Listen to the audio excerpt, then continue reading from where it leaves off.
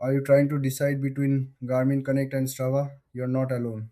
Many fitness enthusiasts face this choice. In this video, we'll compare these two popular fitness platforms. Both are great for tracking workouts and connecting with others, but they have different features and strengths. Garmin Connect is designed for Garmin device users. It syncs data from your Garmin watch or bike computer. You can see your stats, track your progress, and even join challenges. It also offers detailed insight into your activities like heart rate and sleep patterns. On the other hand, Strava is more of a social network for athletes. It allows you to track your runs and rides using your phone or any GPS device.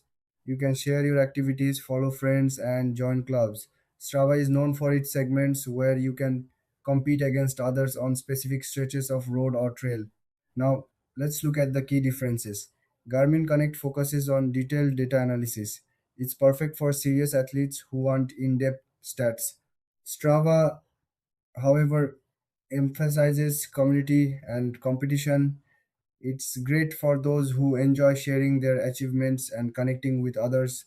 When it comes to features, Garmin Connect offers advanced metrics for training. You can analyze your performance over time. Strava has a user friendly interface and social features that make it easy to engage with friends. In terms of pricing, Garmin Connect is free with any Garmin device. Strava has a free version but also offers a premium subscription for extra features. So, who should choose what? If you're a Garmin user and love data, go with Garmin Connect. If you enjoy social interaction and competition, Strava is the way to go. Thanks for watching. If you found this comparison helpful, please like and subscribe for more videos.